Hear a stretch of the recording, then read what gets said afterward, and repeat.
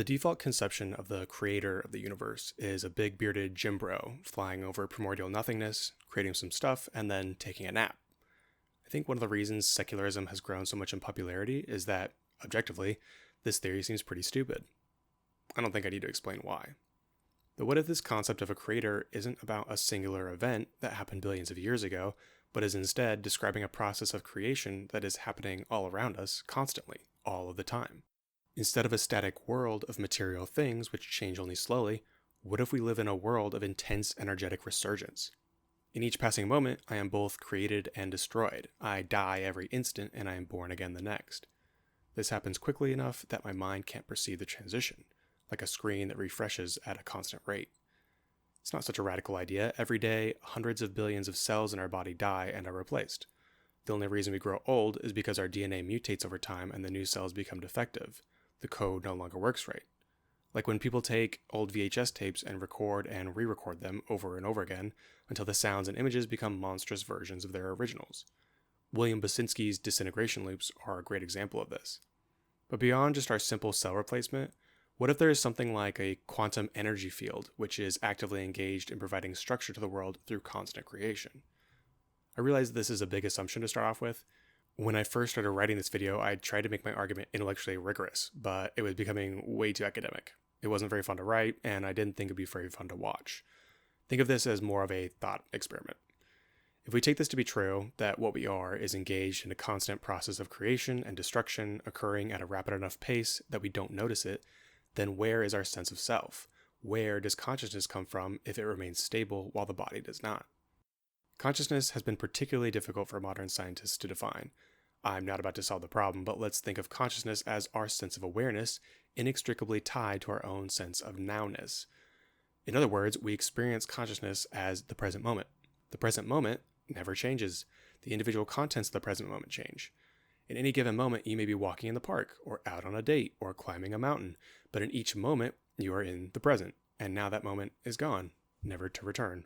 Which begs the question, where is my consciousness? The brain is a series of sparks and jolts flying across gray matter. Is this my consciousness? Probably not. People's brains can stop working while the individual is still having a conscious experience during an NDE, or near-death experience. The US and Soviet militaries would spy on each other using clairvoyant remote viewing. I don't fully understand how it works, obviously, but what if they are sending their consciousness to another place? How would this be possible if the brain alone was responsible for consciousness? The brain certainly has some role to play in conscious experience, that's undeniable, but what if instead of being the source of consciousness, it is instead an antenna? What if consciousness exists as a universal field of being, and the brain is drawing from this substance the way our lungs make use of air, or our eyes make use of light? The main difference being that air and light can go away, whereas consciousness is universally pervasive and constant. Alex Gray's painting titled God Self is a great visual representation of this pervasive field of consciousness. How could this be? How can something be everywhere all the time and unchanging? One possible answer would be that the thing is not within the system, but without or above it.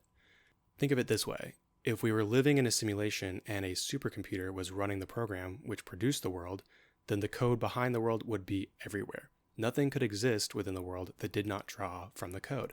It would be impossible. In this way, the code is everywhere all of the time. In this sense, the simulation code is both within the world because it creates it and outside the world because it is in the computer which is running the program and the computer is outside of the world. What if consciousness is like the code that gives rise to the world by providing the spatiotemporal foundation for existence while also coming from an unknown source outside of our reality? This may not be very convincing, but I think it's compelling enough.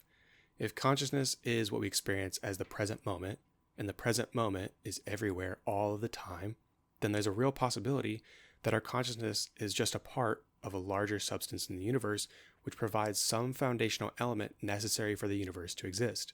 And because it's universal and constant, there's a very good chance that it is coming from something outside of material reality, which is to say, our consciousness might exist outside of time and space. Perhaps this is what the ancients called the kingdom of heaven. If you liked the video and want to see more, hit the like button and subscribe to the channel. Helps me out with the algorithm. See you in the next one.